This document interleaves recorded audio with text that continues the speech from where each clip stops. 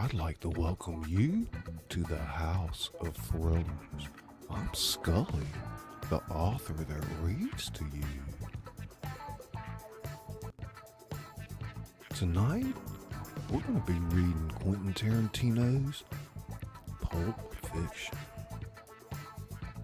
So buckle your seatbelt, it's quite the ride, and we'll see you on the other side.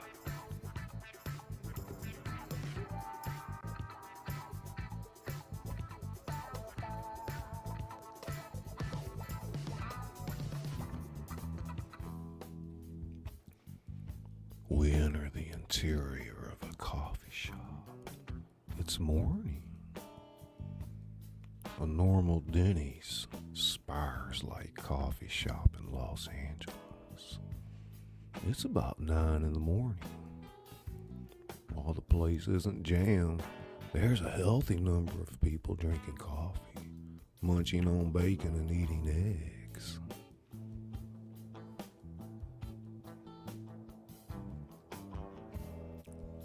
Two of these people are a young man and a young woman. The young man has a slight working class English accent and, like his fellow countryman, smokes cigarettes like they're going out of style.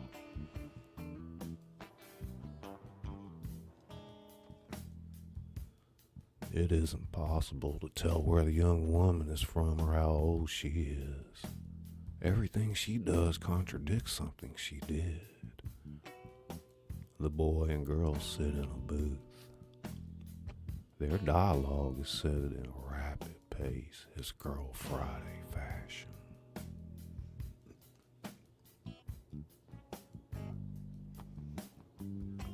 No, forget it. It's too risky. I'm through doing that shit. You always say that. The same thing every time, never again. I'm through. Too dangerous. I know that's what I always say. I'm always right, too, but you forget about it in a day or two. Yeah, well, the days of me forgetting are over. The days of me remembering have just begun. When you go on like this, you know what you sound like? I sound like a sensible fucking man, is what I sound like. You sound like a duck. Quack, quack, quack, quack, quack, quack, quack, quack. Well, take heart, because you're never going to have to hear it again. Because since I'm never going to do it again, you're never going to have to hear me quack about how I'm never going to do it again. After tonight?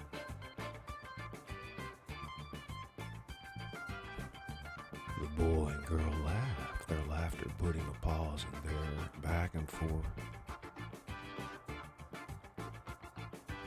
The young man with a smile. Correct. I got all tonight to quack. The waitress comes by with a pot of coffee.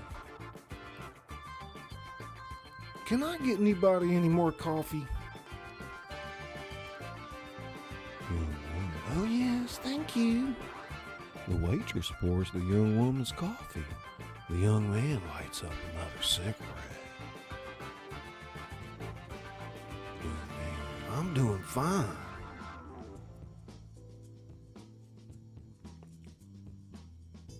The waitress leaves. The young man takes a drag off his smoke. The young woman pours a ton of cream and sugar into her coffee. The young man goes right back into it. I mean, the way it is now, you're taking the same fucking risk as when you rob a bank. You take more of a risk. Banks are easier. Federal banks aren't supposed to stop you anyway during a robbery. They're insured. Why should they care? You don't even need a gun in a federal bank. I heard about this guy walked into a federal bank with a portable phone, handed the phone to the teller. The guy on the other end of the phone said, "We got this little guy's little girl. If you don't give him all your money, we're gonna kill her." Did it work? Fucking A, it worked. That's what I'm talking about. Knucklehead walks in a bank with a telephone, not a pistol, not a shotgun, but a fucking phone. Cleans the place out, and they don't lift a fucking finger. Did they hurt the little girl? I don't know. There probably never was a little girl. The point of the story isn't the little girl. The point of the story is they robbed the bank with a telephone. You want to rob banks? I'm not saying I want to rob banks. I'm just illustrating that if we did, it would be easier than what we've been doing.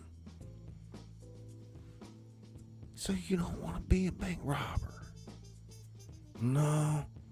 All those guys are going down the same road, either dead or serving 20. And no more liquor stores.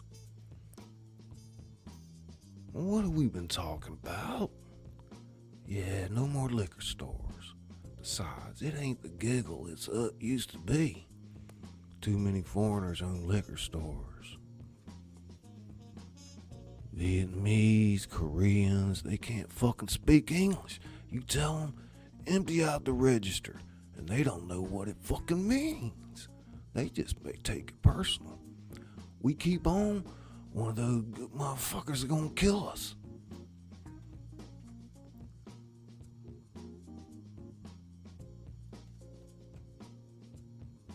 I'm not gonna kill anybody.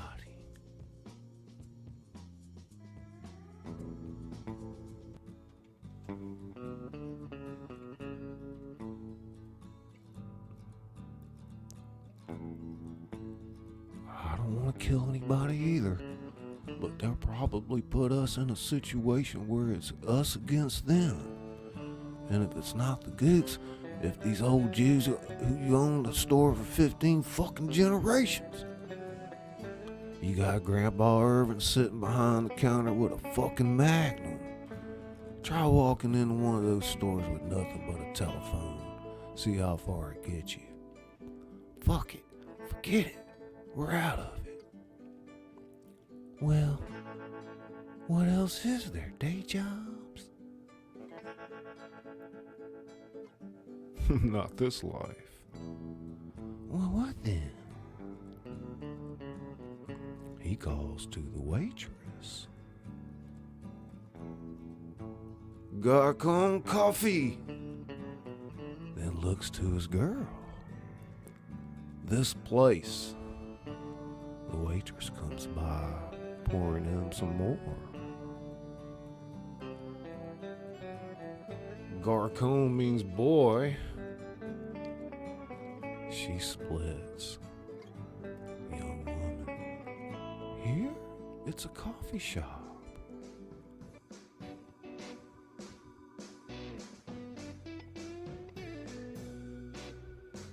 What's wrong with that? People never rob restaurants. Why not? Bars, liquor stores, gas stations.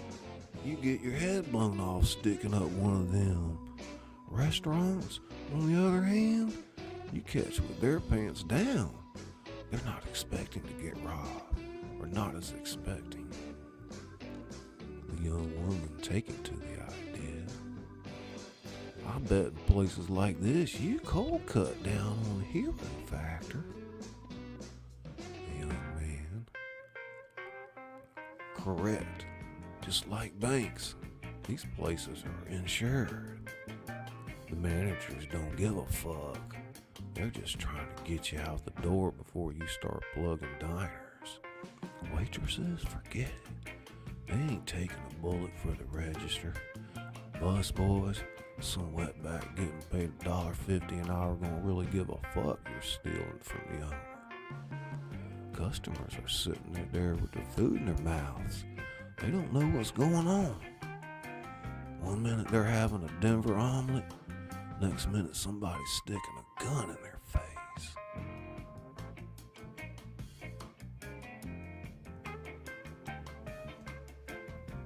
The young woman visibly takes in the idea. The young man continues in a low voice. See, I got the idea last liquor store we stuck up. Remember all those customers kept coming in? Yeah. There you got the idea to take everybody's wallet. That was a good idea. Thanks. We made more from the wallets than we did the register. Yes, we did. A lot of people go to the restaurants. A lot of wallets. Pretty smart, huh?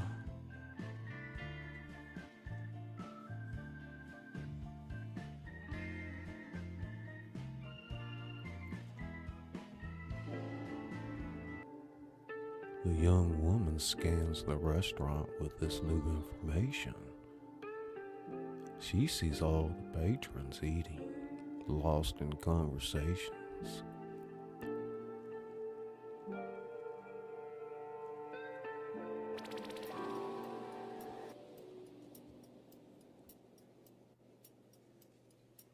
The manager complaining to the cook about something. A smile breaks out on the young woman's face. Pretty smart. I'm ready. Let's go. Right here, right now. Remember, same as before. Your crowd control. I'll handle the employees. Got it.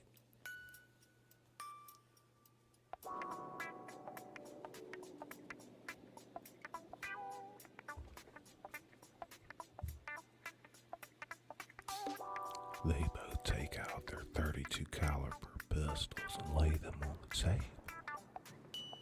He looks at her and she back it in. I love you, Pumpkin. I love you, Honey Bunny. And with that, Pumpkin and Honey Bunny grab their weapons, stand up and rob the restaurant. Pumpkin's robbery persona is that of the in-control professional.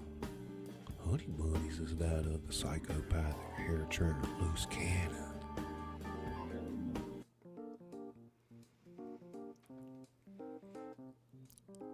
Pumpkin. Everybody be cool, this is a robbery. Any of you fucking pricks move and I'll execute every one of you motherfuckers. Got that?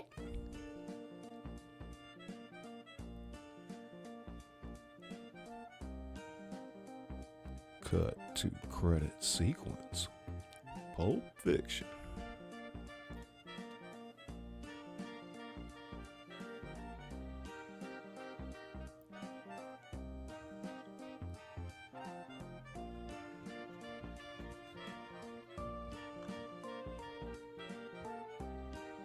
Oracles and beyond, welcome. Pixel Pia, welcome to the house.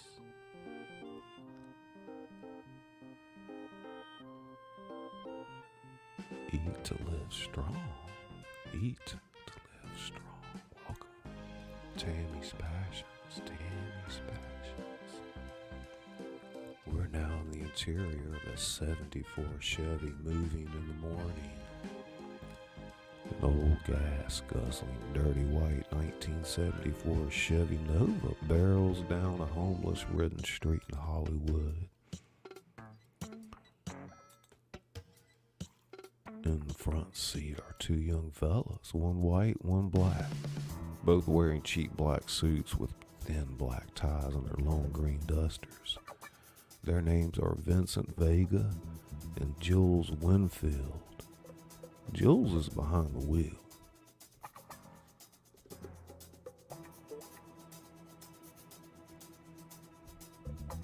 Jules. Okay, now, tell me about the hash bars. Vincent. What, so you want to know? Well, hash is legal there, right? Yeah, it's legal. But it ain't 100% legal. I mean, you can't walk into a restaurant, roll a joint, and start puffing away. You're only supposed to smoke in your home or certain designated places. Those are the hash bars. Yeah, it breaks down like this. It's legal to buy it, it's legal to own it, and if you're the proprietor of a hash bar, it's legal to sell it. It's legal to carry it, which doesn't really matter, because get a load of this. If the cops stop you, it's illegal for this to search you. Searching you is a right that the cops in Amsterdam don't have. That did it, man. I'm fucking going. That's all there is to it. You'll dig it the most. But you know what the funniest thing about Europe is? What? It's the little differences. A lot of the same shit we got here, they got there. But they're a little different. Examples. Well, in Amsterdam, you can buy beer in a movie theater. And I don't mean in a paper cup either. They give you a glass of beer like in a bar. In Paris, you can buy beer at McDonald's. Also, you know what they call a quarter pounder with cheese in Paris? They don't call it a quarter pounder with cheese. No, they got the metric system there. They wouldn't know what the fuck a quarter pounder is.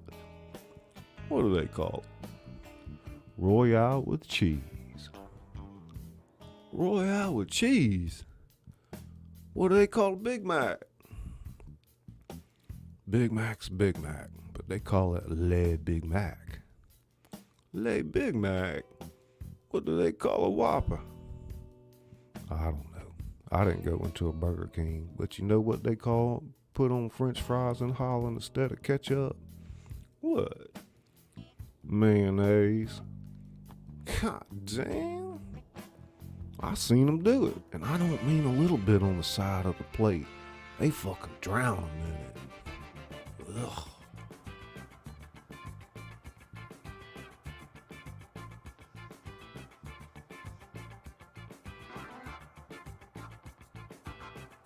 ZZ Motivation.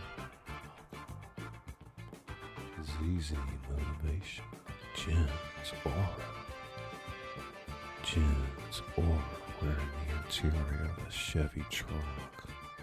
This morning, the trunk of the Chevy opens up.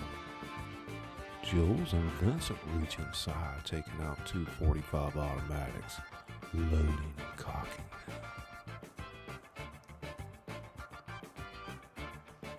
Jules says, "We should have shotguns for this kind of deal." Vincent says, "How many up there?" 3 or 4. Counting our guy? I'm not sure. So there could be 5 guys up there. It's possible. We should have fucking shotguns. They closed the trunk. We cut to the exterior of an apartment building courtyard morning. Vincent and Jules, their long matching overcoats practically dragging on the ground, walk through the courtyard of what looks like a hacienda-style Hollywood apartment building. We track alongside. Vincent says, "What's her name?" "Mia." "How did Marcellus and her meet?" "I don't know. However people meet. She used to be an actress." "She ever do anything I would have saw?" "I think her biggest deal was she starred in a pilot." "What's a pilot?" "Well, you know, shows on TV." "I don't watch TV."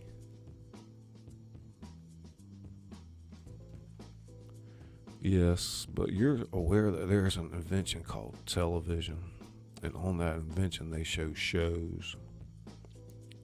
"Yeah. Well, the way they pick the shows on TV is they make one show, and that show's called a pilot. And they show that one show to the people who pick the shows. And on the strength of that one show, they decide if they want to make more shows. Some get accepted and some become TV programs and some don't, become nothing. She starred in one of the ones that became nothing.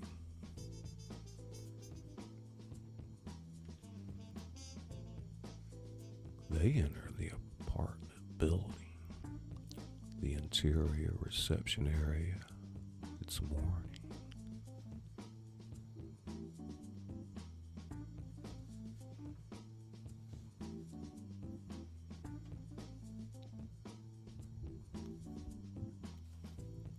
Vincent and Jules walk through the reception area and wait for the elevator. Jules says, "You remember Antoine Rockamora, half black, half Samoan, I believe it was. You used to call him Tony Rocky Horror." "Yeah, maybe. Fat, right?" "I wouldn't go as far as to call the brother fat. He's got a weight problem. What's he gonna do? He's a Samoan." "I think I know who you mean. What about him?" "Well, Marcellus fucked his ass up good. And word around the campfire, it was on account of Marcellus Wallace's wife." The elevator arrives. The men step inside.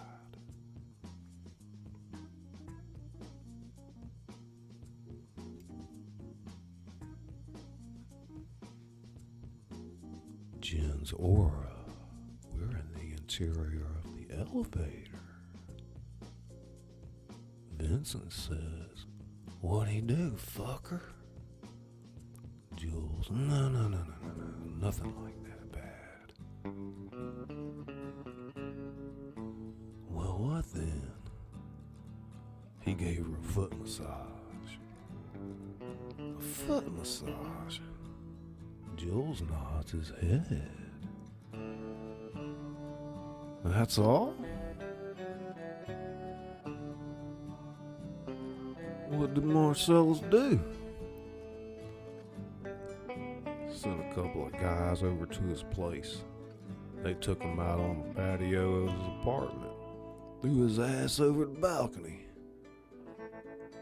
Fell 4 stories. They had this garden at the bottom, enclosed in glass, like one of them greenhouses. He fell right through it. Since then, he's kind of developed a speech impediment."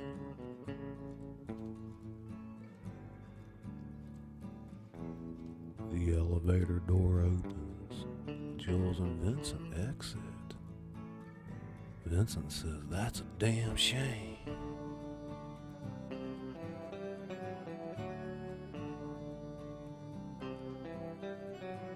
We enter the interior of an apartment building hallway in the morning.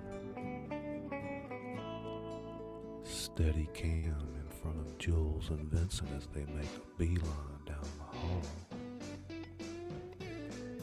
Where Vincent says, "Still, I have to say, play with matches, you get burned." "What do you mean?" "You don't be giving Marcellus Wallace's new bride a foot massage." "You don't think he overreacted?" "Antoine probably didn't expect Marcellus to react like he did, but he had to expect reaction."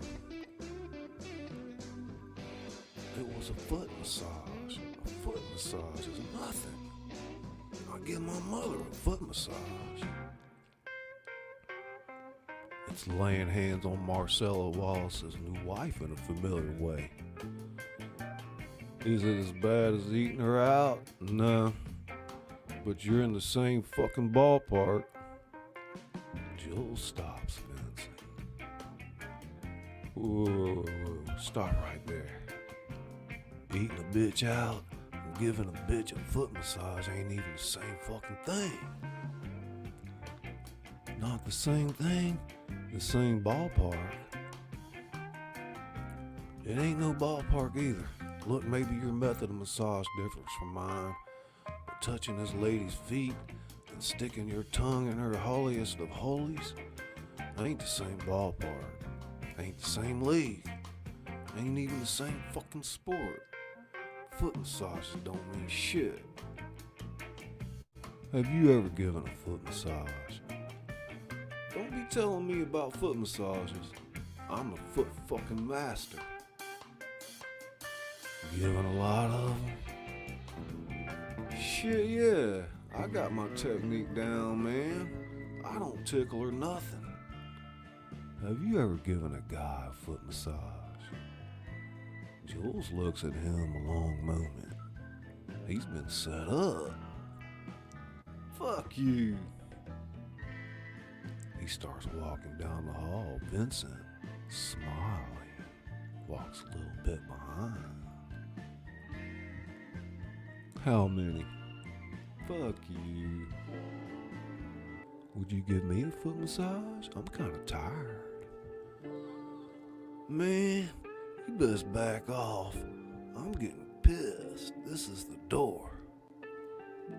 The two men stand in front of the door numbered 49. They whisper. What time is it?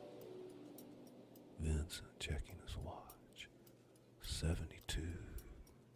7:22 in the morning. It ain't quite time. Let's hang back. They move a little away from the door, facing each other, still whispering.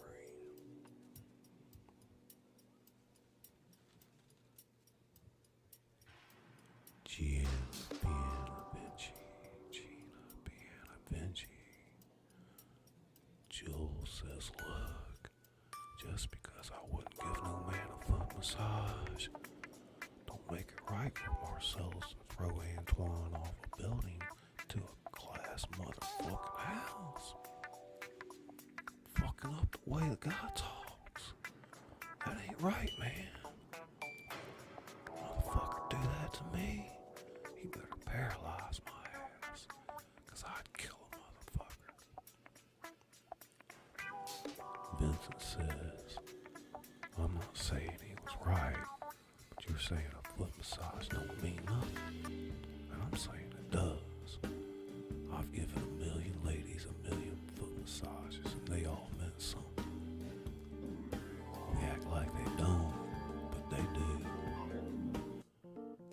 That's what's so fucking cool about it. This sensual thing's going on that nobody's talking about, but you know it and she knows it. Fucking Marcellus knew it, and Antoine should have known fucking better. That's his fucking life, man. He ain't gonna have a sense of humor about that shit. That's an interesting point. But let's get into character. What's her name again? Mia. Why are you so interested in Big Man's wife?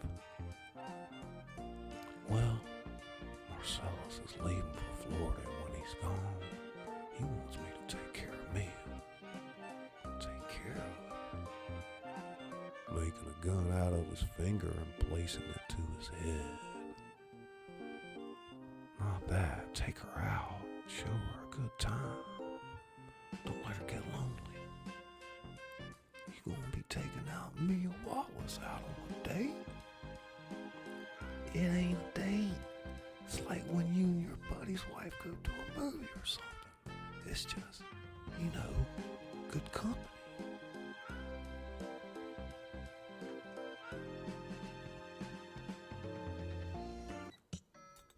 Angela Critters.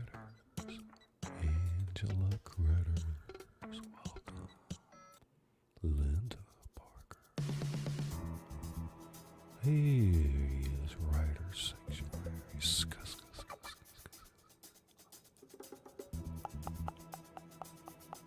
Gina Piana Vinci. Gina Piana Vinci.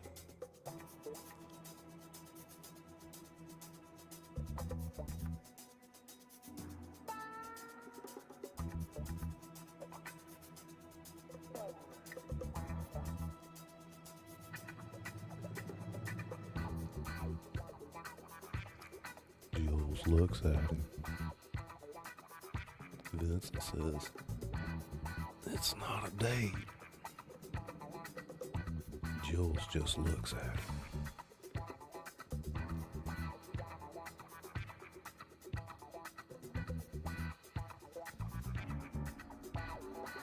We're in the interior of an apartment, room 49, morning.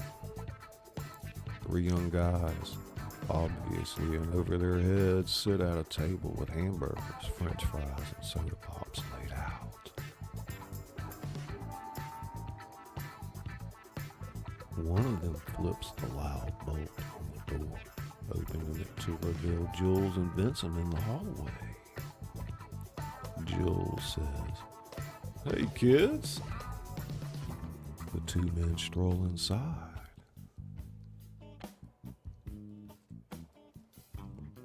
The 3 young caught off guard guys are Marvin, the black young man who opened the door,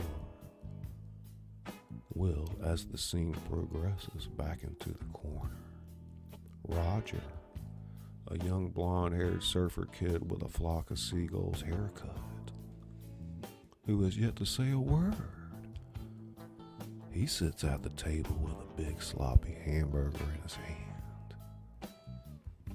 And there's Brett, a white, preppy-looking sort with a blow-dry haircut.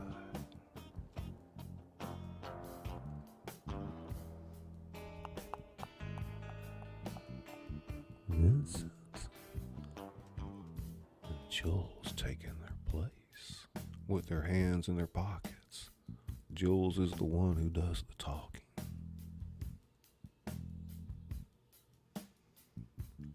"How you boys doing?" No answer. Jules to Brett. "Am I tripping? Or did I just ask you a question?"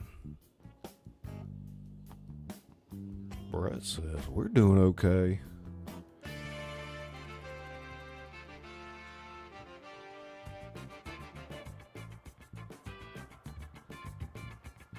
As Jules and Brett talk, Vincent moves behind the young guys. Jules says, "Do you know who we are?" Brett shakes his head. "We're associates of your business partner, Marcella Wallace. You remember your business partner, don't you?" "Now, I'm going to take a wild guess here. You're Brett, right?" "I'm Brett." "I thought so. Well, you remember your business partner, Marcella Wallace, don't you, Brett?" I remember him." "Good for you. Looks like me and Vincent caught you at breakfast." "Sorry about that." "What you eating?" "Hamburgers." "Hamburgers? The cornerstone of any nutritious breakfast. What kind of hamburgers?" "Cheeseburgers." "No, I mean, where did you get them? McDonald's, Wendy's, Jack in the Box, where?" "Big Kahuna Burger." "Big Kahuna Burger. That's the Hawaiian burger joint. I heard they got some tasty burgers. I ain't never had one myself. How are they?" "They're good." "Mind if I try one of yours?" "No." "Yours is this one, right?" "Yeah, it's mine." Jules grabs the burger and takes a bite of it. That's a tasty burger." "Vince, you ever try a Big Kahuna Burger?" Vincent says no. Jules holds out the Big Kahuna. "You want a bite? They're real good." Vincent says, "I ain't hungry." "Well, if you like hamburgers, give them a try sometime. Me, I can't usually eat them because my girlfriend's a vegetarian, which more or less makes me a vegetarian. But I sure love the taste of a good hamburger." "You know what they call a quarter pounder with cheese, Brett?" Brett says no. "Tell him, Vincent." "Royale with cheese." "Royale with cheese. You know what they call it that?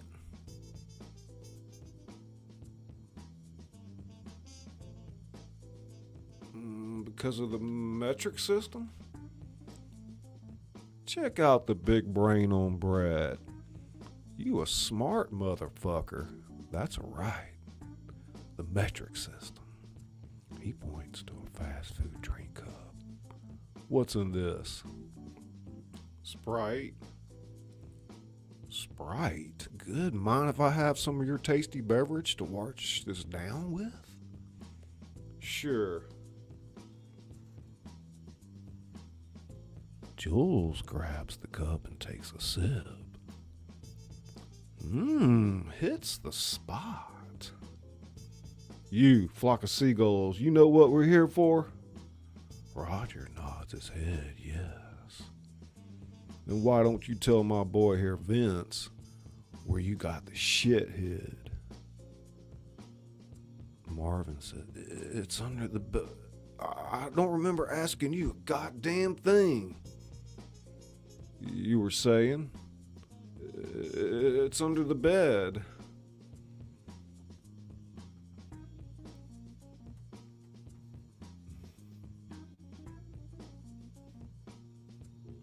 Vincent moves to the bed, reaches underneath it, pulling out a black snap briefcase. Vincent says, I got it. He flips the two locks, opening the case. We can't see what's inside, but a small glow emits from the case. Vincent just stares at it, transfixed. Jules looks at him and says, we happy? No answer from the transfixed Vincent. Vincent looks up at Jules. We happy? Closing the case. We're happy. Brett to Jules. Look, what's your name? I got his name, Vincent, but what's yours? Jules says his name's Pitt, and you ain't talking your ass out of this shit. I just want you to know how sorry we are about how fucked up things got between you and Mr. Wallace, between us. When we entered into this thing, we only had the best intentions. As Brett talks, Jules takes out his gun and shoots Roger 3 times in the chest, blowing him out of his chair. Vince smiles to himself. Jules has got style.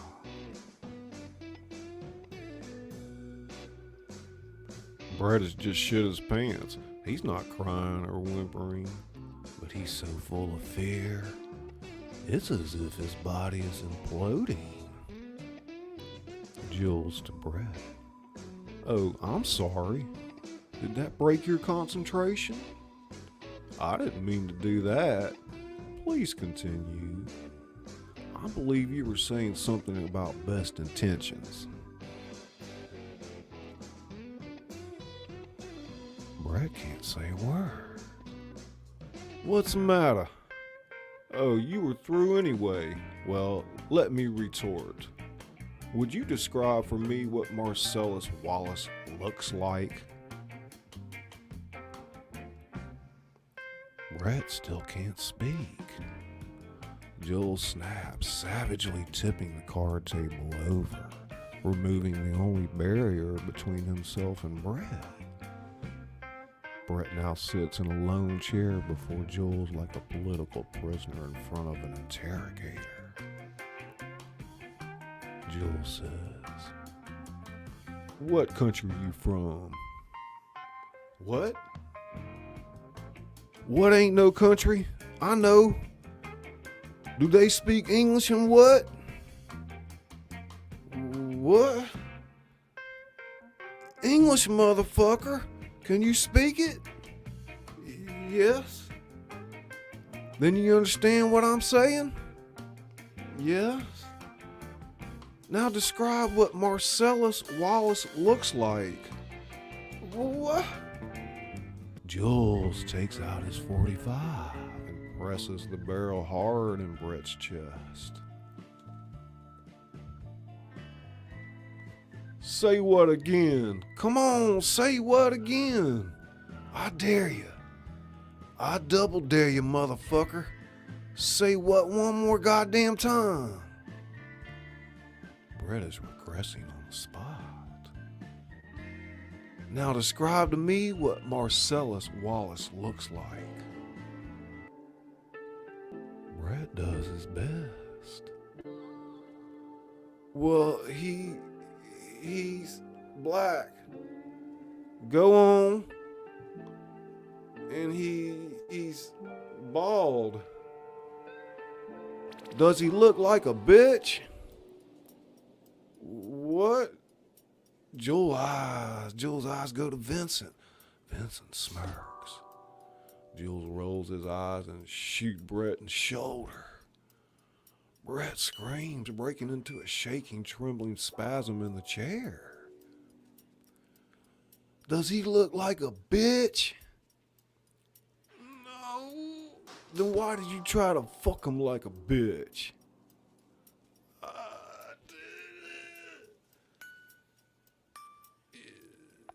Yes, you did, Brett. You tried to fuck him.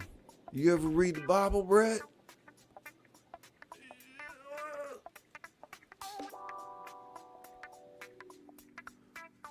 There's a passage I got memorized.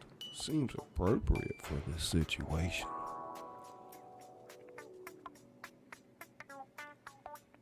The path of the righteous man is beset on all sides by the inequities of the selfish and the tyranny of evil men. Blessed is he who, in the name of charity and goodwill, shepherds the weak through the valley of darkness, for he is truly his brother's keeper and the finder of lost children. And I will strike down upon thee with great vengeance and furious anger those who attempt to poison and destroy my brothers. And you will know my name is the Lord when I lay my vengeance upon you. The two men empty their guns at the same time on the sitting Brett.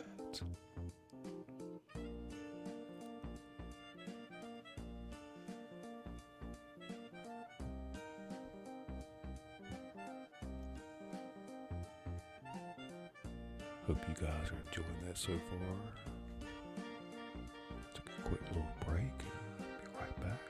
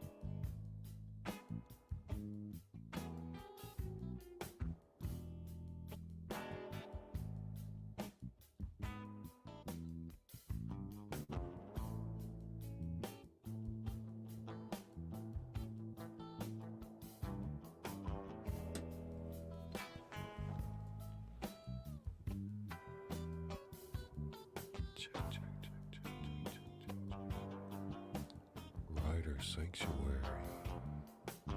Writer Sanctuary. Hey Gina. Gina and Tootsie. Kitty, kitty, kitty, kitty, kitty. Linda Barker hanging in there. I appreciate you guys coming out.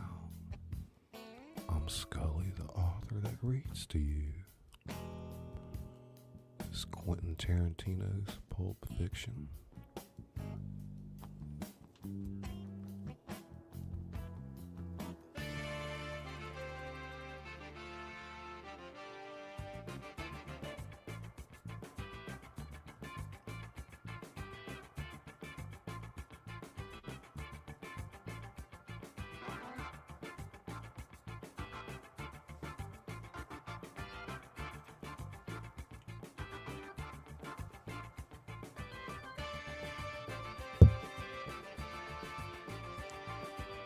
We fade up on Butch Coolidge, a white 26-year-old prize fighter. Butch sits at a table wearing a red and blue high school athletic jacket. Talking to him off screen is everybody's boss, Marcellus Wallace. Black man sounds like a cross between a gangster and a king.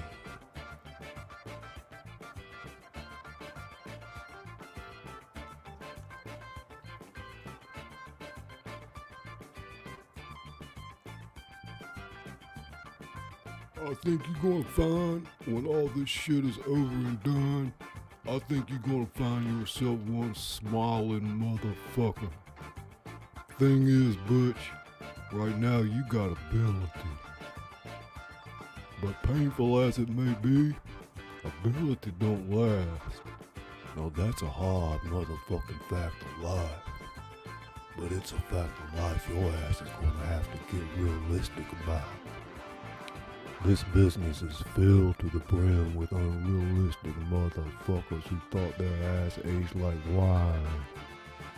Besides, even if you went all the way, what would you be? Featherweight champion of the world? Who gives a shit?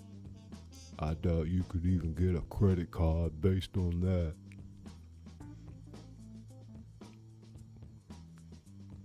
A hand lays an envelope full of money on the table in front of Butch. Butch picks it up.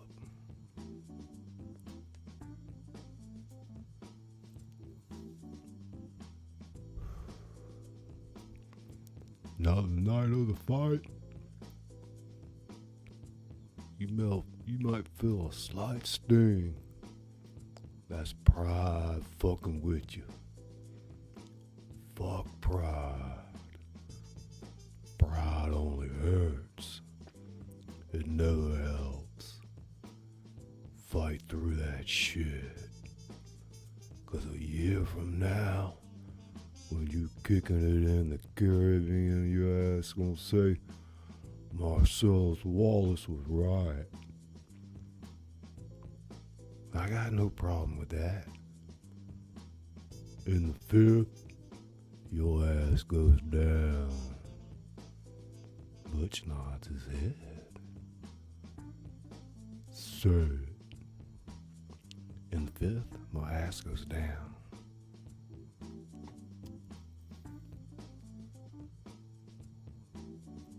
We cut to the interior of a car, moving during the day.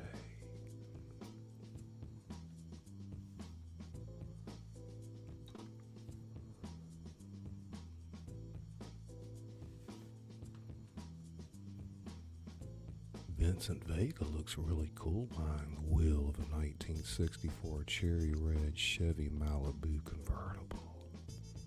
From the car radio, rockabilly music plays. The background is a colorful process shot.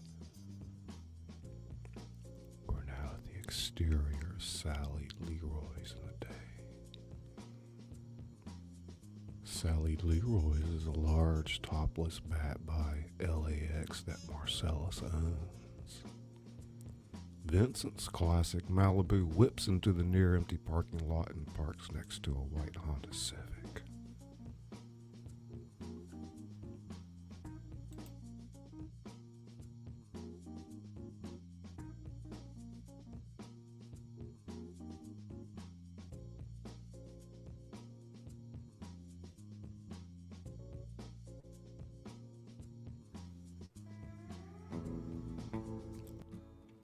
Vince knocks on the door. The front entrance is unlocked, revealing the dapper Dan fellow on the inside, English Dave. Dave isn't really English. He's a young black man from Baldwin Park who has run a few clubs for Marcellus, including Sally Leroy's. English Dave. Vincent Vega, our man in Amsterdam. Get your ass in here. Vincent, carrying the black briefcase from the scene between Vincent and Jules, steps inside. English Dave slams the door in our faces.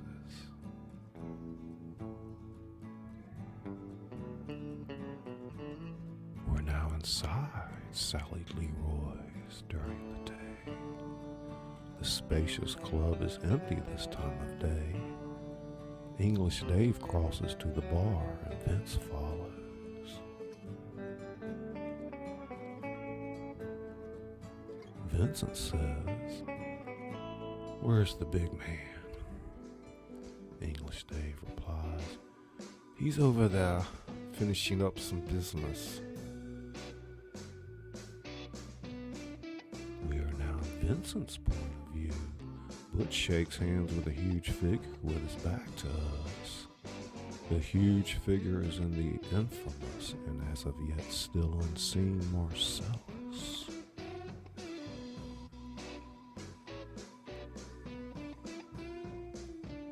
English Dave off screen says, "Han back for a second or two, and when you see the wheat boy leave, you go over. In the meantime, can I make you an espresso? How about a cup of just plain old American?" Coming up, I hear you're taking me out tomorrow. At Marcellus's request. Have you met Mia? Not yet. English Dave smiles to himself.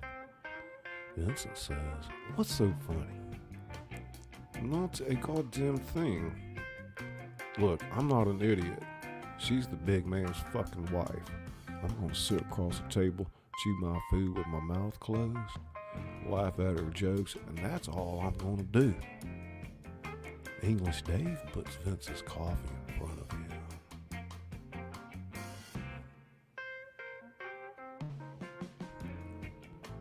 "My name's Paul, and this is between y'all."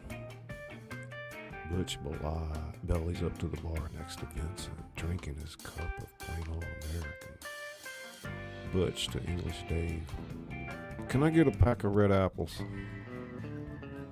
"Filters?" "None." While Butch waits for his smokes, Vincent just sips his coffee, staring at him.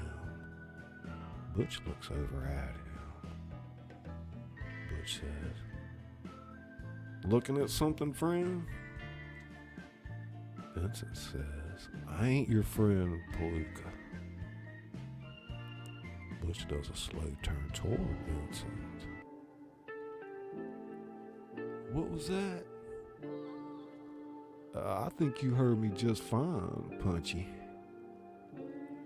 Butch turns his body to Vincent when Marcellus off screen says, Vincent Vega has entered the building.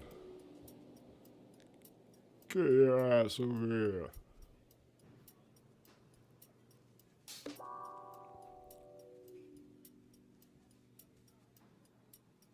Vincent walks forward out of frame, never giving Butch another glance. We dolly into Butch, left alone in the frame, looking like he's ready to go into the manners teaching business. Butch's point of view. Vincent hugging and kissing the obscured figure that is Marcellus. Butch makes the wise decision that is this asshole's a friend of Marcellus. He better let it go for now. English Dave off screen. Pack of red apples, $1.40. Butch is snapped out of his ass-kicking thoughts. He pays English Dave and walks out of the shop. As we dissolve to the interior of Lance's house in the kitchen. It's night.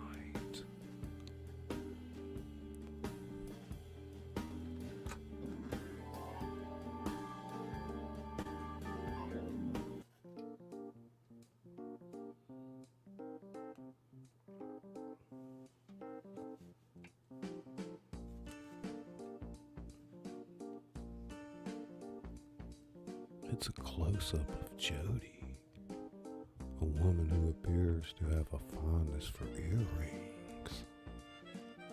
Both of her ears are pierced 5 times. She also sports rings in her lips, eyebrows, and nose.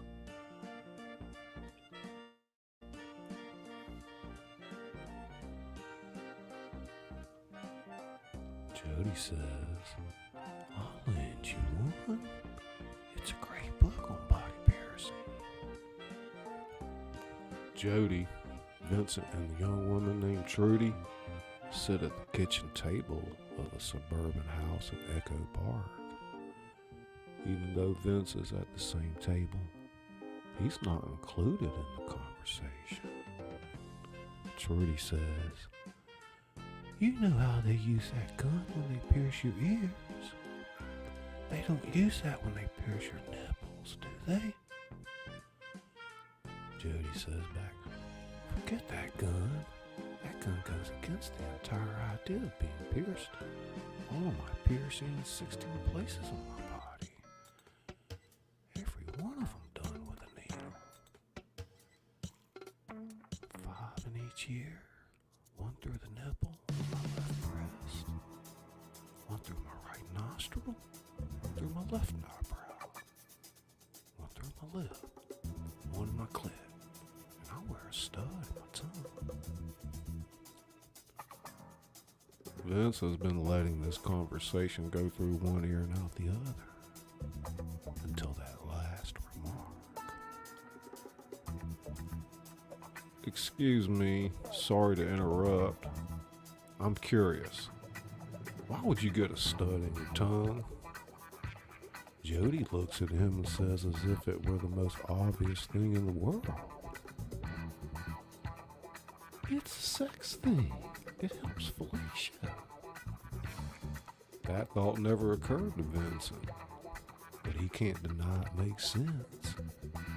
Jody continues talking to Trudy, leaving Vincent to ponder the truth of her statement. Lance off screen. "Vince, you can come in now."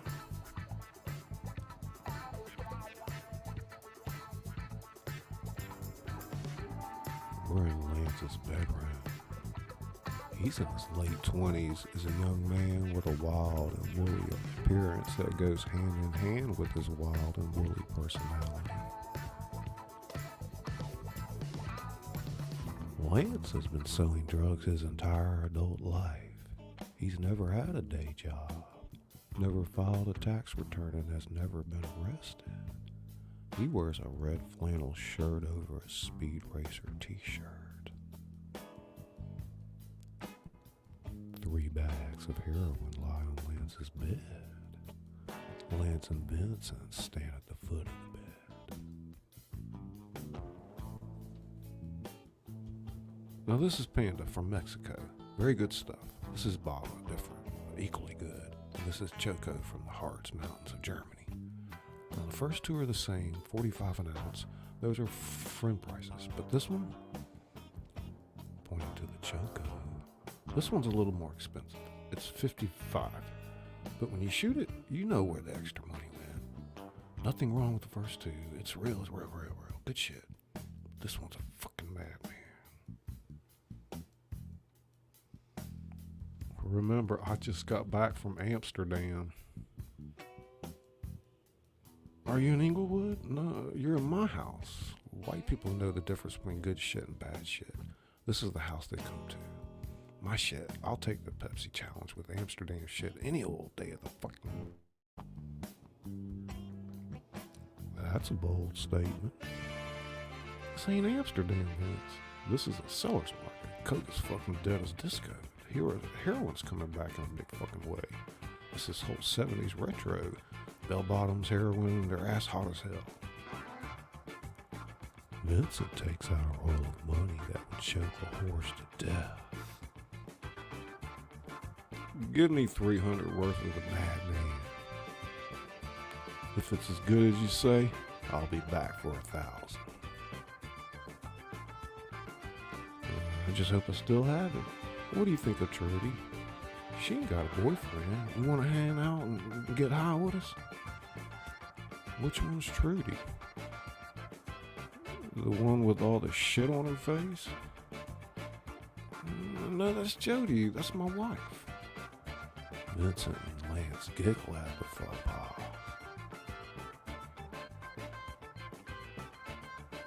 Vincent says, I'm on my way somewhere. I got a dinner engagement. Rain check.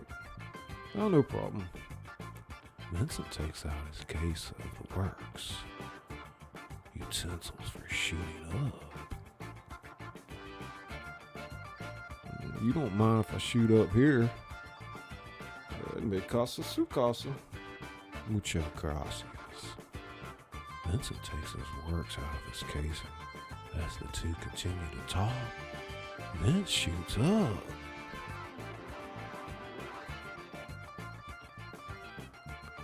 Lance says, still got your Malibu?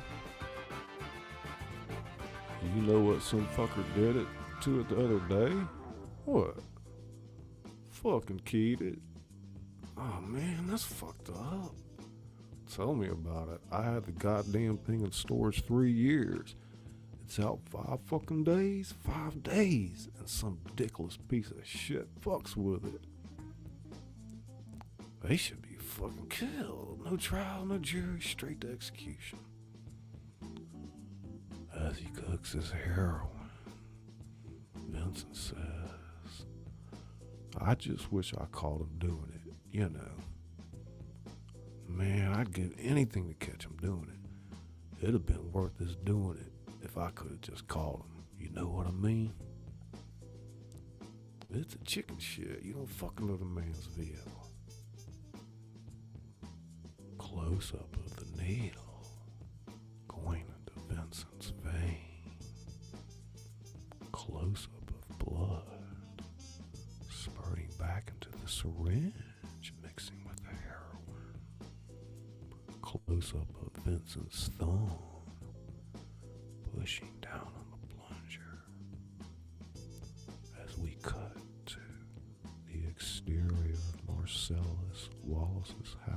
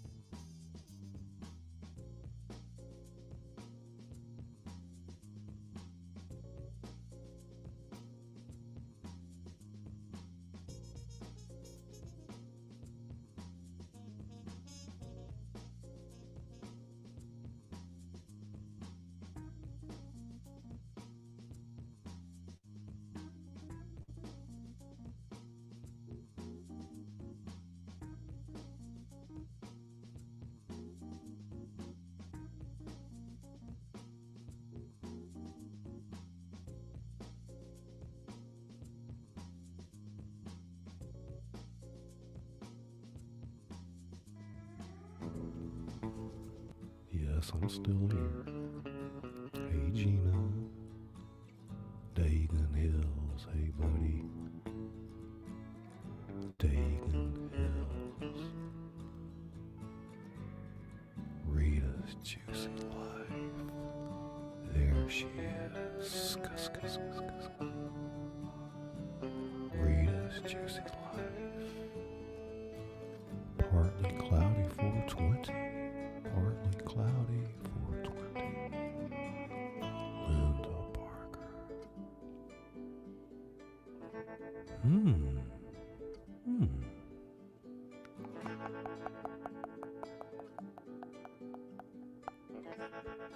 Scuss, cuss, cuss, cuss, cuss.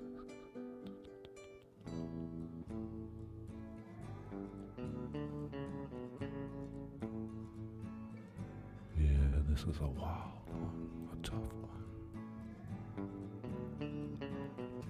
Maybe in 2 parts.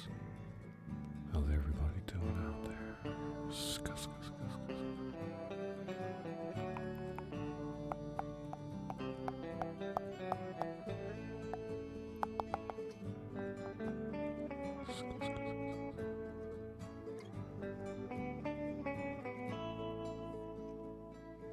Benicia, 1, 2, 3. The artist double, welcome to the House of Thrillers. I'm your host, Scully, the author that reads to you.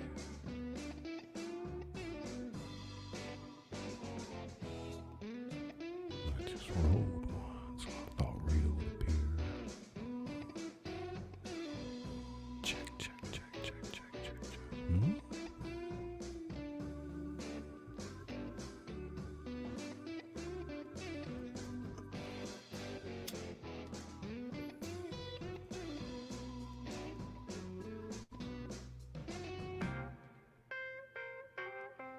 Oh yeah, we're at the exterior of Marcellus Wallace's house at night. Vincent walks toward the house and pulls a note off the door. Close up of the note. It says, "Hi Vincent, I'm getting dressed. The door's open. Come inside and make yourself a drink."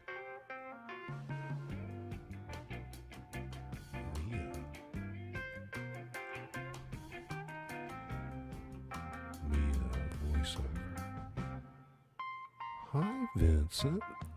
I'm getting dressed. The door's open. Come inside and make yourself a drink." We fade to white.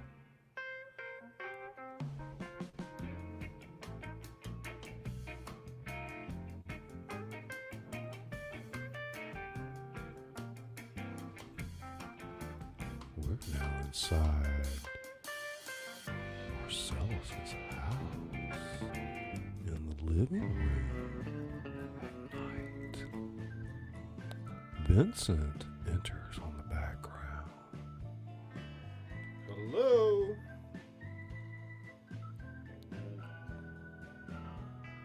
The dressing room at night. Mia, Marcellus's beautiful young wife. Video screens are in the background. Dusty Springfield is singing a son of a preacher man. Mia's mouth comes toward a microphone. "Vincent." Vincent turns. "Vincent. I'm on the Interrogating.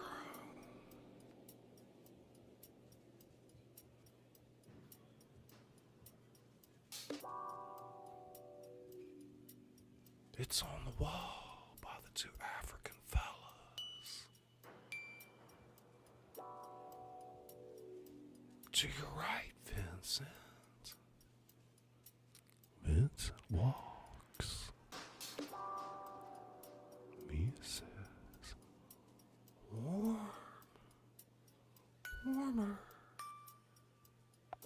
Disco." Vincent finds the intercom on the wall.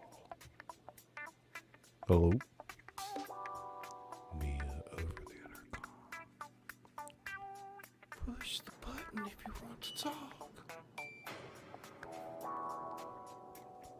Hello? Go make yourself a drink, and I'll be down in 2 shakes of a lamb's tail. The par's by the fireplace.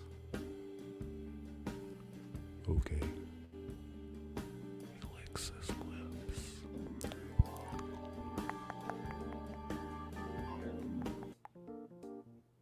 A video screen with an image of Vincent walking. The dusty Springfield song continues. Mia turns a knob which controls the movement of the video camera in Marcellus' living room.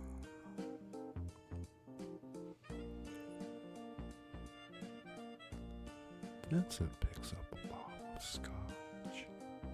He sniffs the bottle and then pours it into a glass.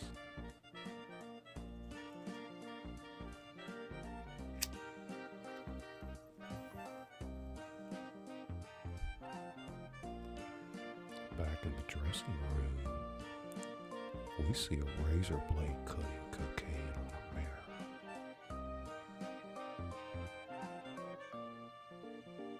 Vincent drinks a glass of scotch. Mia sniffs the cocaine.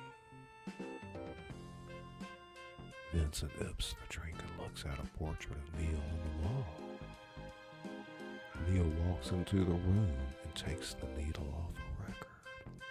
The dusty Springfield song stops. Let's go.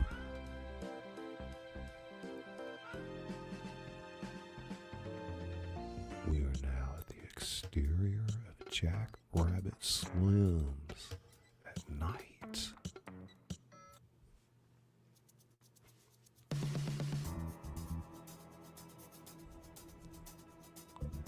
In the past 6 years, 50s diners have sprung up all over LA, giving Thai restaurants a run for their money.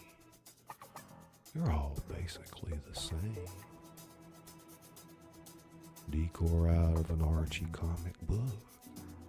Golden oldies constantly emanating from a bubbly apartment. Saucy waitresses in bobby socks.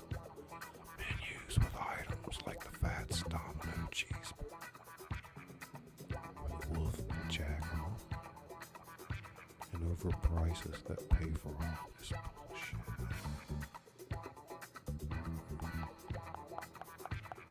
But then there's a Jack Rabbit Slim's, the big mama of 50s diners. Either the best or the worst, depending on your point of view.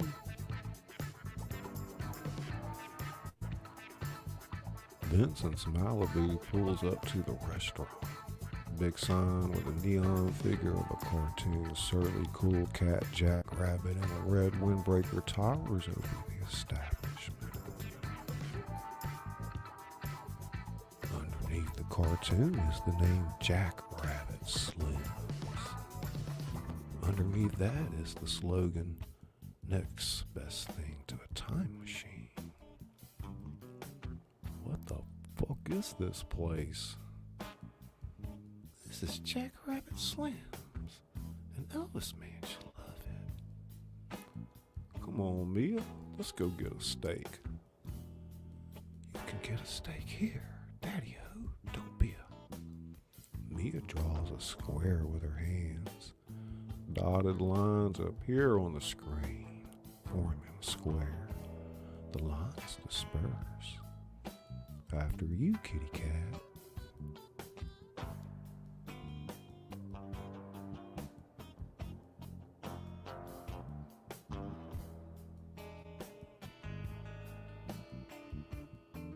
We're inside Jack Rabbit Slim's.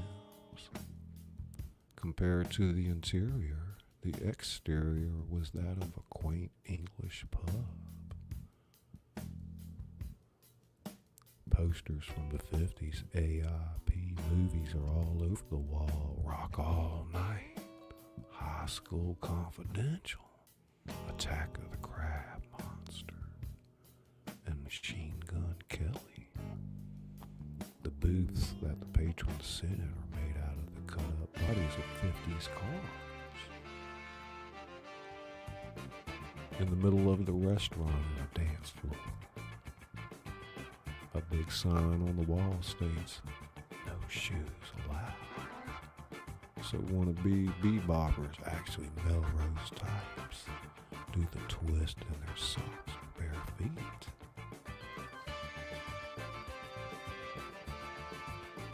Picture windows don't look out on the street, but instead, B&W movies of 50s street scenes play behind them.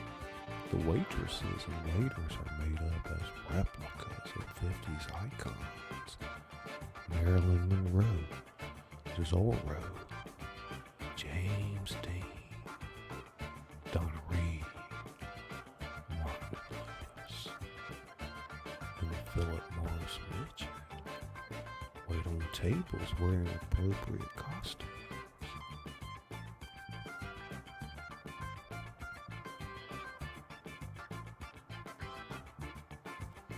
Vincent and Mia study the menu in a booth made out of a red 59 Edsel.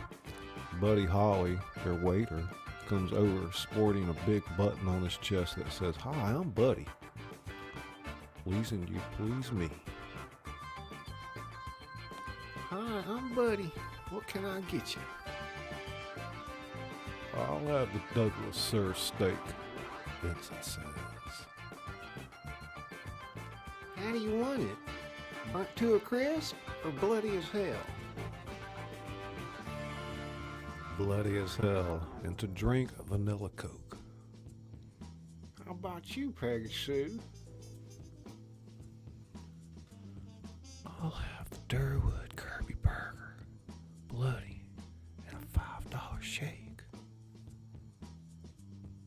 How do you want that shake? Martin and Lewis or Amos and Andy? Martin and Lewis. Did you just order a $5 shake? Sure did. A shake? Milk and ice cream? Uh-huh. It costs $5. Yep. You don't put bourbon in it or anything? Nope. Just checking. Buddy exits.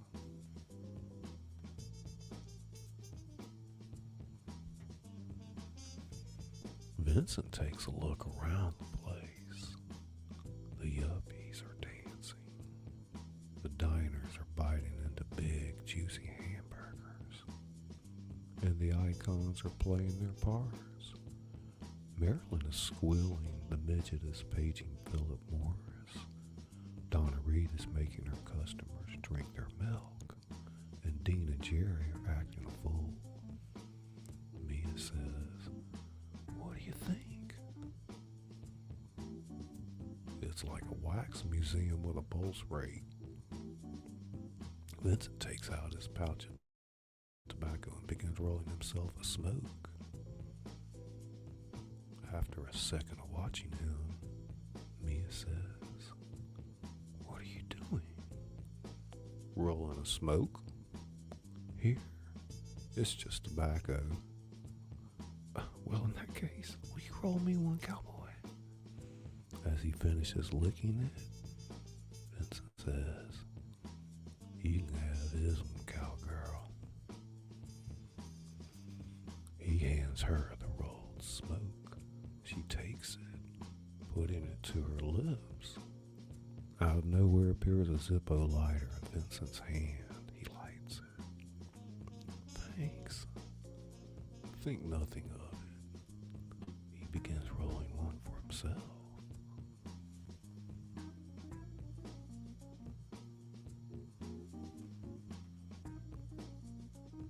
As this time, the sound of a subway car fills the diner, making everything shake and rattle. Marilyn Monroe runs to a square vent in the floor. An imaginary subway train blows the skirt of her white dress around her ears as she lets out a squeal. The entire restaurant applauds. back to me and Vincent. Marcellus said you just got back from Amsterdam. Sure did. I heard you did a pilot. That was my 15 minutes. What was it? It was a show about a team of female secret agents called Fox Force 5. What? Fox Force 5. Fox, as in we're a bunch of foxy chicks. Force, as we're a force to be reckoned with. 5, as in there's 1, 2, 3, 4, 5 of us. There was a blonde one, Somerset O'Neill from that show Baton Rouge. She was the leader. A Japanese one, a black one, a French one, and a brunette one. Me. We all had special skills. Somerset had a photographic memory. The Japanese fox was a kung fu master. The black girl was a demolition expert. The French fox especially was sex. What was your specialty? Knives. The character I played, Raven McCoy, her background was she was raised by circus performers. She grew up doing knife act. According to the show, she was the deadliest woman in the world with a knife. But because she grew up in the circus, she was also something of an acrobat. She could do illusions. She was a trapeze artist. When you're keeping the world safe from evil, you never know when being a trapeze artist will come in. And she knew a zillion old jokes her grandfather and old vaudevillian taught her. If we would have got picked up, they would have worked in a gimmick where every episode I would have told an old joke. Vincent said, "Do you remember any of the jokes?" Well, I only got a chance to say one because we only did one show. Tell me. No, it's really corny. Come on, don't be that way. No, you won't like it. I'll be embarrassed. You told it in front of the 50 million people and you can't tell it to me? I promise I won't laugh. That's what I'm afraid of. That's not what I meant, you know it. You're quite the silver-tongued devil, aren't you? I meant I wouldn't laugh at you. That's not what you said, Vince. Well, now I'm definitely not going to tell you, because it's been built up too much. What's a jip? Buddy comes back with the drinks. Mia wraps her lips around the straw of her shake. Yummy. Can I have a sip of that? I'd like to know what a $5 shake tastes like. Be my guest. She slides the shake over to him. You can use my straw. I don't have cooties. Vincent smiles. Yeah, but maybe I do. Cooties I can handle. He takes a sip.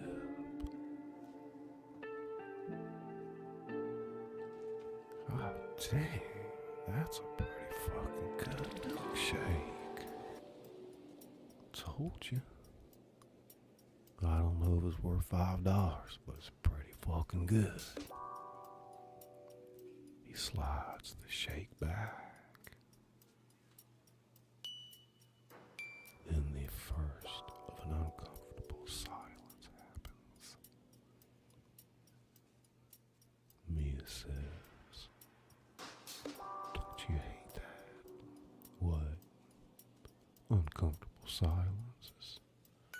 Why do we feel it's necessary to yak about bullshit in order to be comfortable? I don't know. It's when you know you found somebody special. When you can just shut the fuck up for a minute and comfortably share silence. I don't think we're there yet, but we don't feel bad. We just met each other. Well, I'll tell you what. I'll go to the bathroom and powder my nose while you sit here and think of something to say. I'll do that.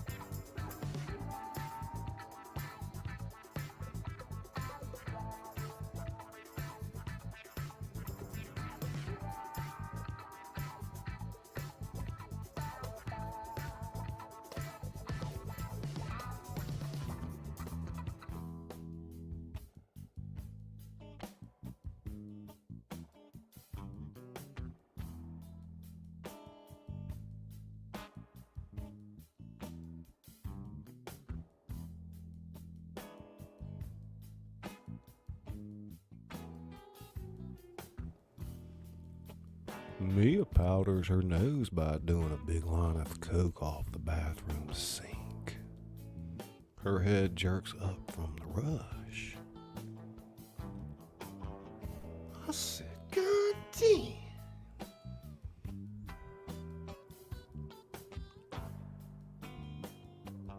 Back in the dining area, Vincent digs into his Douglas Sirk steak. As he chews, his eyes scan the hills and pop in his restaurant. Mia comes back to the table. Don't you love it when you go to the bathroom and you come back to find your food waiting for you? We're lucky we got it at all. Buddy Holly doesn't seem to be much of a waiter. We should have sat in Marilyn Monroe section. Which one? There's two Marilyn Monroes. No, there's not. Pointing at Marilyn in the a white dress serving the table. Vincent says, "That's Marilyn Monroe." Then, pointing at a blonde waitress in a tight sweater and a capri pants, taking an order from a bunch of film geeks, Vincent says, "And that's Mamie Van Doren. I don't see Jane Mansfield, so it must be her night off." Pretty smart. I have moments. Did you think of something to say? Actually, there's something I've wanted to ask you about, but you seem like a nice person, and I didn't want to offend you. Oh, this doesn't sound like mindless boring getting to know you chit-chat. This sounds like you actually have something to say. Only if you promise not to get offended. You can't promise something like that.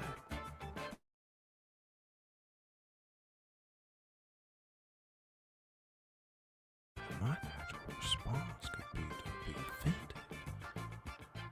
Then, through no fault of my own, I would have broke my promise. Well, let's just forget about it. That is an impossibility.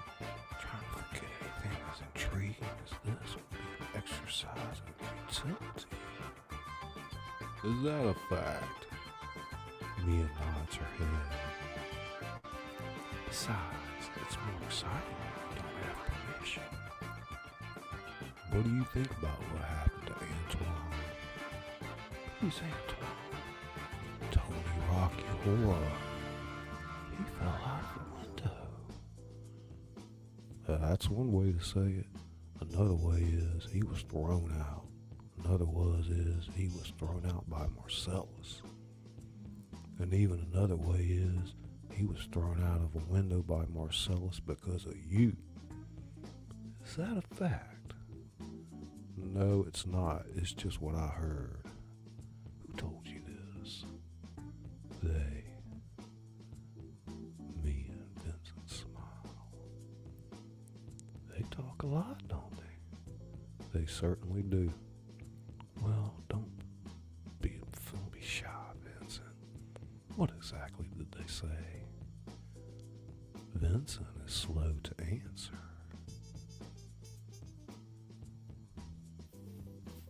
Let me help you, Bashful. Did it involve the F word? No, they just said Rocky Horror gave you a foot massage. And that's it. You heard Marcellus threw Rocky Horror out of a 4-story window because he massaged my feet? Yeah. And you believed it? At the time I was told it seemed reasonable. Marcellus throwing Tony out of a 4-story window for giving me a foot massage seemed reasonable? No, it seemed excessive. But that doesn't mean it didn't happen. I heard Marcellus is very protective of you. A husband being protective of his wife is one thing. A husband almost killing another man for touching his wife's feet is something else. But did it happen? The only thing Antoine ever touched of mine was my hand when he shook it. I met Antoine once at my wedding, and never again. The truth is, nobody knows why Marcellus tossed Tony Rocky Horror out of that window except Marcellus and Tony Rocky Horror. But when you scamps get together, you're worse than a sewing circle.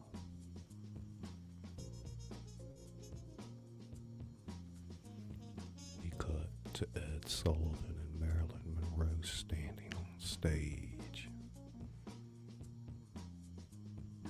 Patrons are cheering.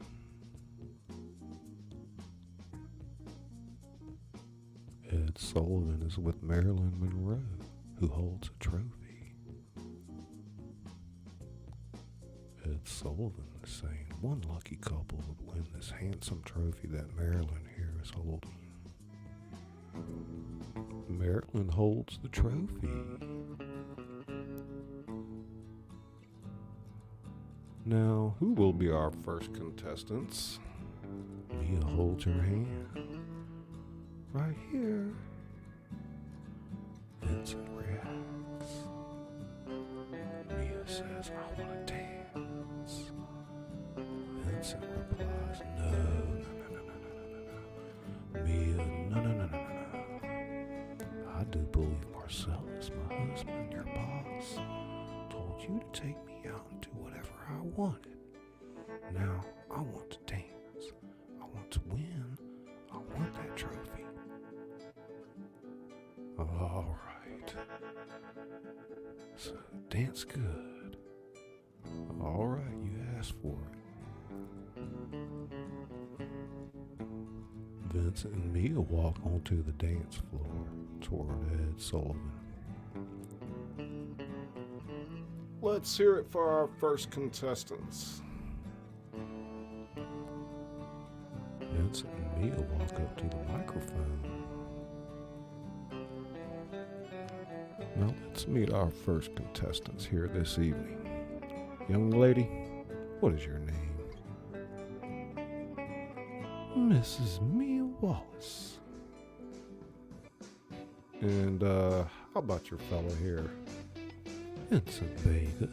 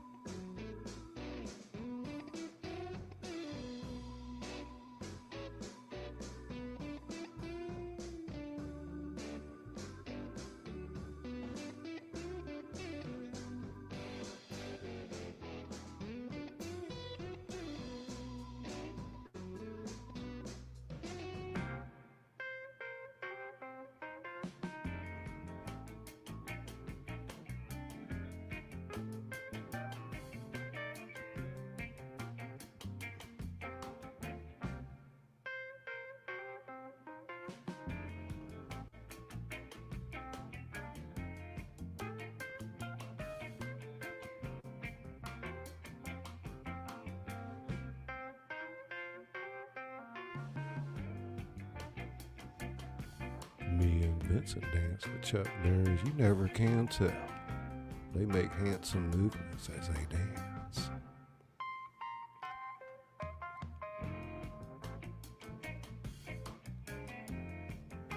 We're back at Marcellus Wallace's home at night. The front door flings open, and Mia and Vincent dance tango style into the house, singing a cappella the song from the previous scene. They finish their little dance laughing. Then, the two just stand face to face looking at each other.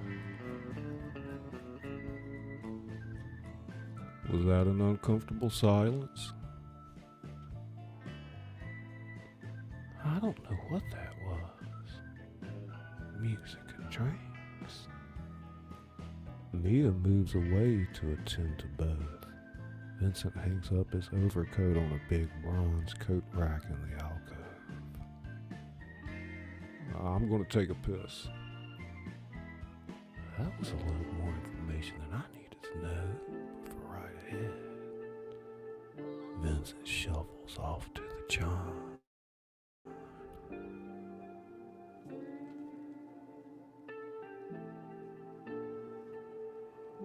Mia moves to her CD player, thumbs through a thatched stack of CDs and selects one, Katie Lang.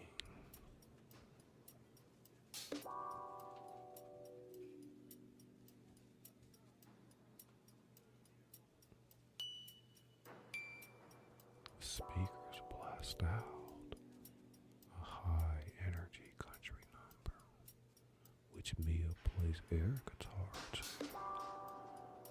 She dances her way around the room and finds herself by Vincent's overcoat hanging on the rack. She touches its sleeve. It feels good.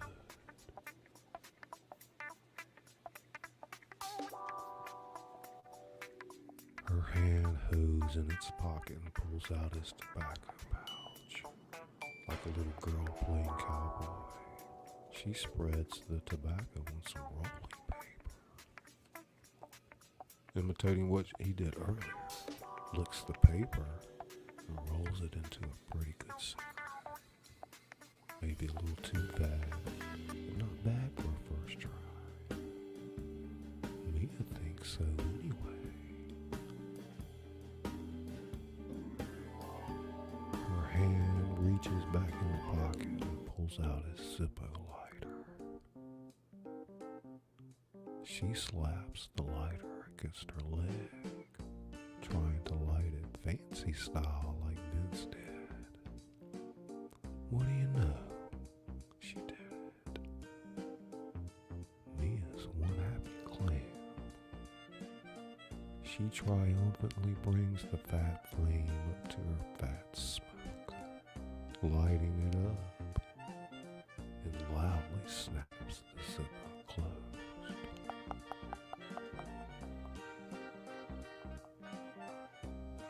The Mia-made cigarette is brought up to her lips, and she takes a long, cool drag. Her hand slides the Zippo back in the overcoat pocket. But wait, her fingers touch something else. Those fingers bring out a plastic bag with white powder inside. The madman that Vincent brought earlier from Lance. Wearing a big smile, Mia brings the bag of heroin up to her face.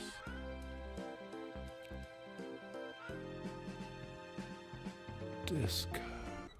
Vince, you little cola nut. You've been holding out on me. We cut to the interior of the bathroom, Marcellus Wallace's house. Vincent stands at the sink, washing his hands, talking to himself in the mirror. One drink and leave. Don't be rude. Drink your drink quickly. Say goodbye. Walk out the door. Get in your car and go down the road.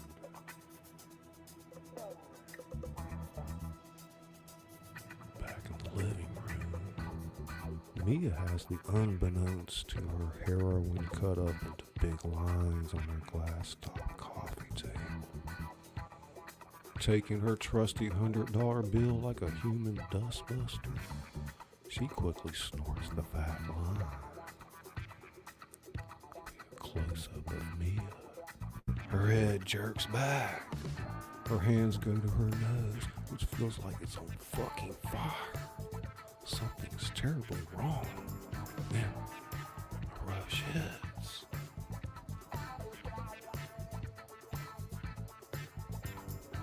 Oh yeah.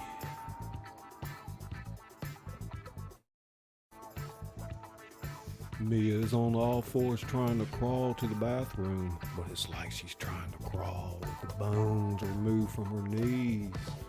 Blood begins to drip from Mia's nose. Then her stomach gets into the act and she vomits. In the bathroom, Vince continues. So you're going to go out there, drink your drink, say goodnight. I've had a very lovely evening. Go home and jack off, and that's all you're going to do.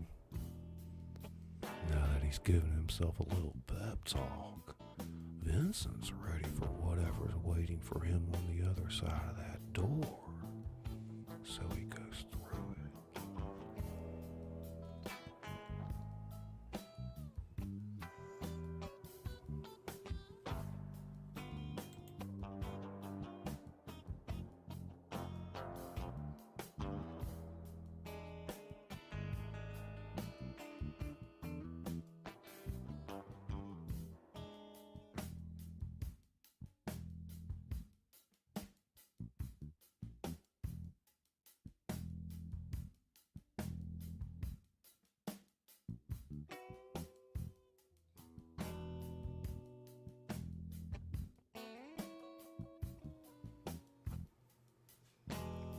We follow behind Vincent as he walks from the bathroom to the living room. where he finds Mia lying on the floor like a rag doll.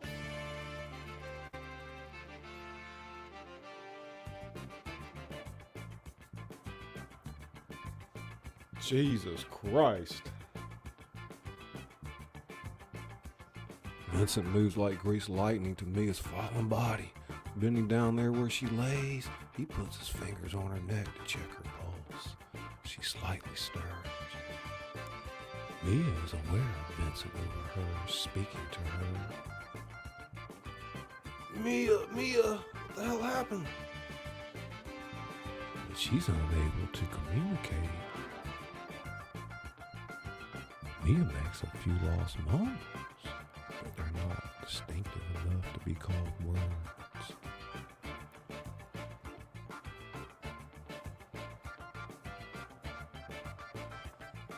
Vincent pops her eyelids open and sees the story. Bobby, son of a bitch.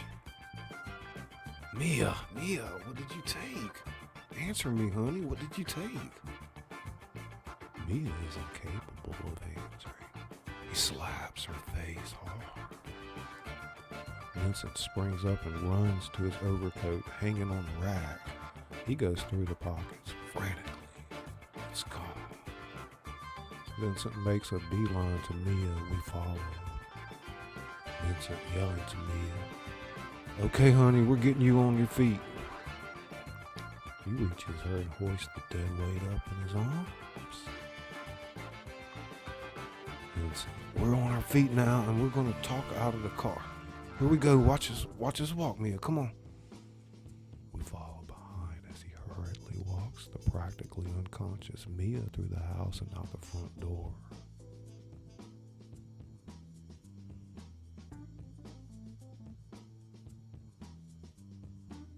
Vincent drives like a madman in a town without traffic laws, speeds the car into turns and up and over hills. Vincent, one hand firmly on the wheel, the other shifting like a RoboCop, both eyes staring straight ahead except when he glances over at Mia. Mia, a slack-jawed expression, mouth gaping posture of a bag of water. Vincent takes a cellular phone out of his pocket. He punches a number.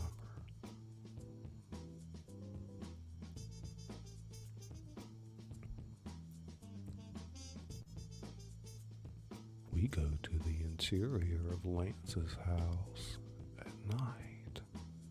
At this late hour, Lance has transformed from a bon vivant drug dealer to a bathroom creature.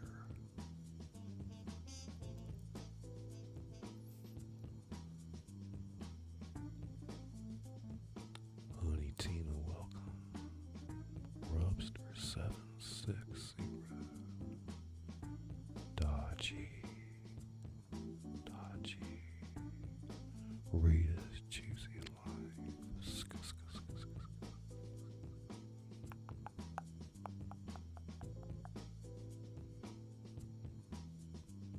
He sits in a big, comfy chair, ratty blue gym pants, a worn out but comfortable t-shirt that has written on it, Taft, California, and a moth-ridden terry cloth robe. In his hand is a bowl of Captain Crunch with crunch berries. In front of him on the coffee table is a jug of milk, the box the Captain Crunch with crunch berries came out of, and a hash pipe and an ashtray.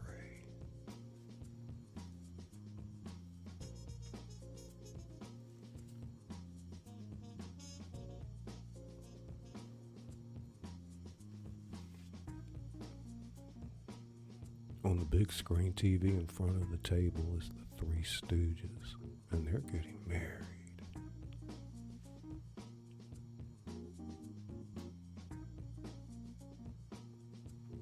The phone rings. Lance puts down his cereal and makes his way to the phone. It rings again. Jody, his wife, calls from the bedroom, obviously woken up. Lance, the phone's ringing. I can hear it. I thought you told those fucking assholes never to call this late. I told them, and that's what I'm gonna tell this fucking asshole right now. Hello, do you know how late it is? You're not supposed to be calling me this fucking late. Vincent in the Malibu. He is still driving like a stripe-assed ape. Clutching the phone to his ear, we cut back and forth during the conversation. Lance, this is Vincent. I'm in big fucking trouble, man. I'm on my way to your place. Whoa, hold your horses, man. What's the problem? You still got that adrenaline shot? Maybe. I need it, man. I got a chick. She's fucking ODing on me. Don't bring her here. I'm not even fucking joking with you. You don't be bringing some fucked up poo butt over here. No choice. She's ODing? Yeah, she's done. Then bite the fucking bullet.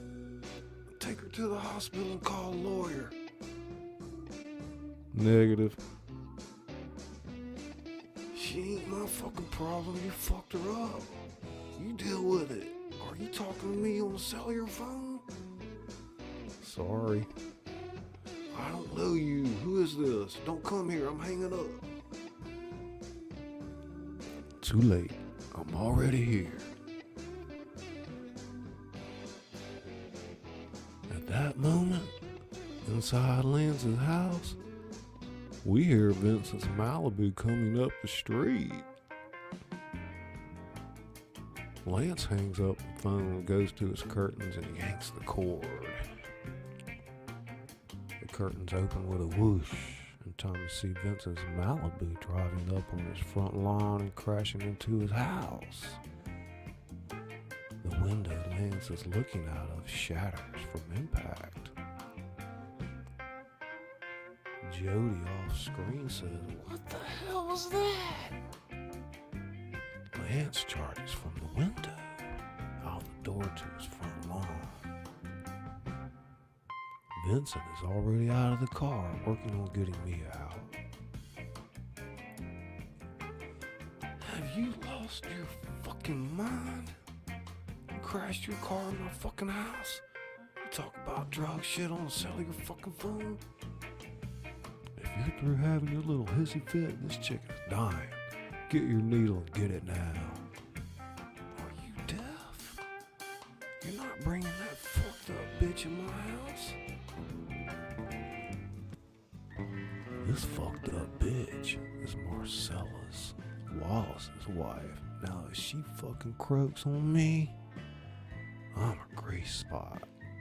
But before he turns me into a bar soap, I'm gonna be forced to tell him about how you could have saved her life. But instead you let her die on your front lawn.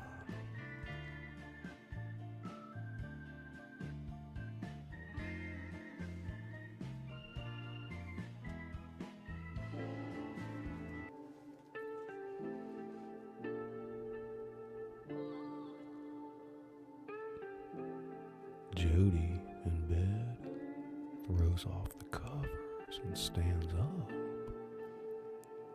She's wearing a long t-shirt with a picture of Fred Flintstone. It's only 1:30 in the goddamn morning. What the fuck's going on out here?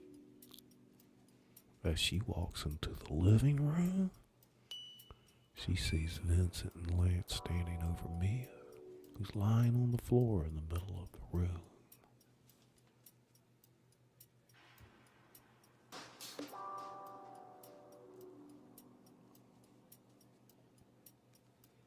Sweet as sugar, welcome. We're probably going to finish the second half of this tomorrow, ladies and gentlemen. I do appreciate you guys coming out. House of Thrillers, highly appreciate you.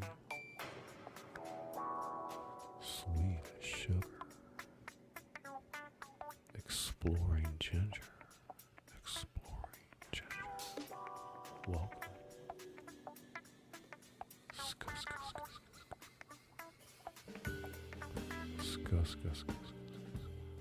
Linda Parker, thank you so much. Honey Tina.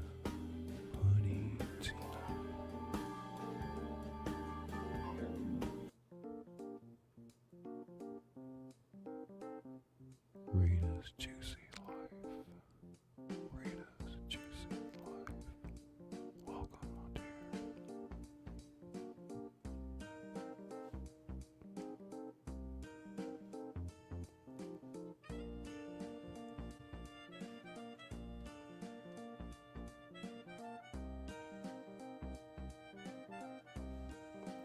Lance looks up at Jody.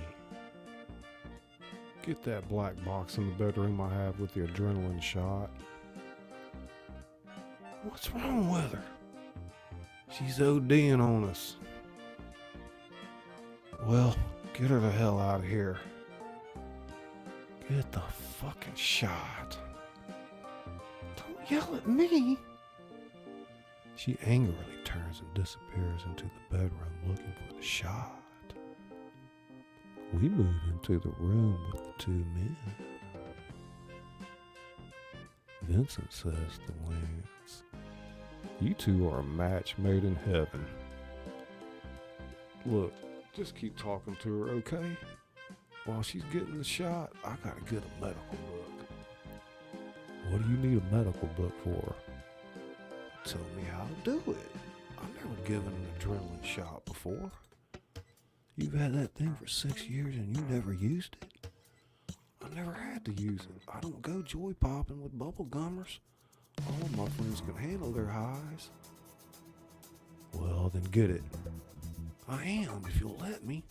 I'm not fucking stopping you. Stop talking to me and start talking to her."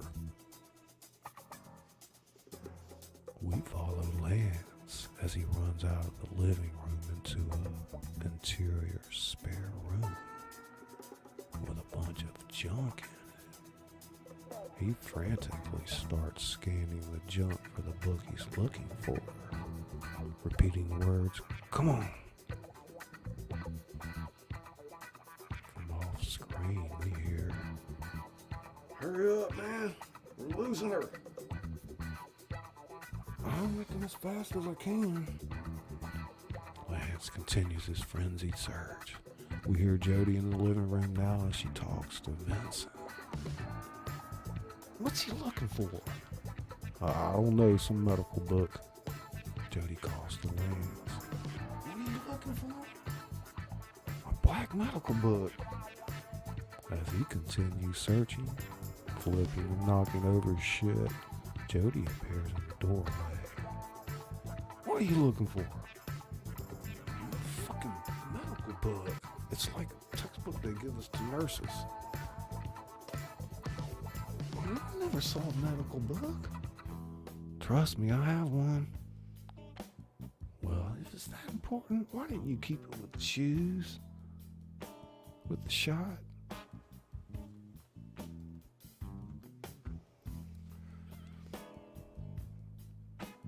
Lance spins toward her. "I don't know, stop bothering me. While you're looking for it, that girl's gonna die on our carpet. You're never gonna find it in all this shit. For 6 months now I've been telling you to clean this room." "Vincent, get your ass in here. Fuck that book." Lance angrily knocks over a pile of shit and leaves the shop, heading for the living room. Vincent has bent over me, talking softly to her when Lance re-enters the room. "Quit fucking around, man, and give her the shot." Lance bends down by the black case brought in by Jody. He opens it and begins preparing the needle for injection.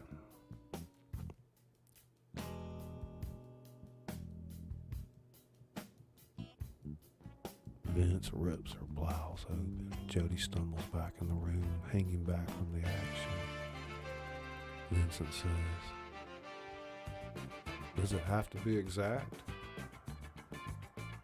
"Yeah, it's gotta be exact. I'm giving her an injection in the heart. So I gotta exactly hit her in the heart. Well, I don't know exactly where her heart is. I think it's here. Vince points to Mia's right breast. Lance glances over and nods. Lance says, "That's it." As Lance readies the injection, Vincent looks up at Jody. "I need a big fat magic marker. Got one?" "What?"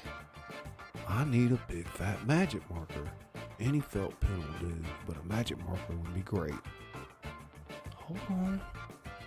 Jody runs to the desk, opens the top drawer, and in her enthusiasm, she pulls the drawer out of the desk, the contents of which bills, papers, pens spill to the floor. The injection is ready. Lance hands Vincent the needle. Lance says, "It's ready. I'll tell you what to do." "You're going to give it a shot." "No, you're going to give it a shot." "I've never done this before." "I've never done this before either. I ain't starting now. You brought her here, that means you give her the shot. The day I bring an OD bitch to your place, I gotta give her the shot." Jody hurriedly joins them in the huddle, a big fat red magic marker in her hand. "Got it." Vincent grabs the magic marker out of Jody's hand and makes a big red dot in Mia's body where her heart is. "Okay, what do I do?" "Well, you're giving her an injection of adrenaline straight to her heart. But she's got a breastplate in front of her heart, so you gotta pierce through that. So what you gotta do is bring the needle down in a stabbing motion." Lance demonstrates a stabbing motion, which looks like the shape killing its victims in Halloween. "I gotta stab her? If you want the needle to pierce through her heart, you gotta stab her hard. Then once you do, push down on the plunger." "What happens after that?" "I'm curious about that myself. That ain't a fucking joke, man. She's supposed to come out of it like that." Vincent lifts the needle up above his head in a stabbing motion. He looks down on Mia. Mia is fading fast. Soon nothing will help her. Vincent's eyes narrow, ready to do this. Count to 3. Lance, on his knees right beside Vincent, does not know what to expect. 1, red dot on Mia's body, needle raised, ready to strike. 2, Jody's face is alive with anticipation, needle in that air, poised like a rattler, ready to strike. 3, Vincent brings the needle down hard, stabbing Mia in the chest. Mia's head is jolted from the impact. The syringe plunger is pushed down, pumping the adrenaline out through the needle. Mia's eyes pop wide open and she lets out a hellish cry of the banshee. She bolts up in a sitting position, needle stuck in her chest, screaming. Vincent, Lance, and Jody, who were in sitting positions in front of Mia, jump back, scared to death. Mia screams, run out. She slowly starts taking breaths of air. The other 3, now scooted halfway across the room, shaken to their bones, look to see if she's all right.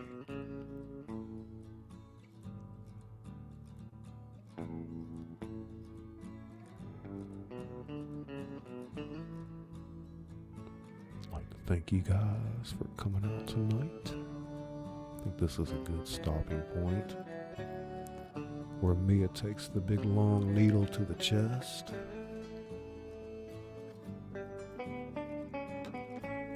think if any of you have ever seen this movie, that scene probably leaves an indelible impression in your mind. I do want to thank you guys for coming out tonight. I didn't know if I would get through the whole screenplay, but it looks like we about made it through about halfway. I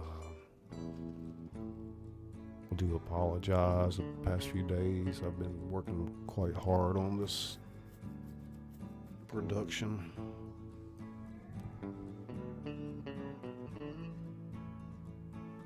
I do apologize if I missed anybody in the chat. Yeah, otherwise I'm pretty much done for tonight. We'll catch you guys tomorrow evening. Hoping to get on about 9:30. I'm your host, Scully. This is the House of Thrillers. We're reading Quentin Tarantino's Pulp Fiction. You guys have a great evening.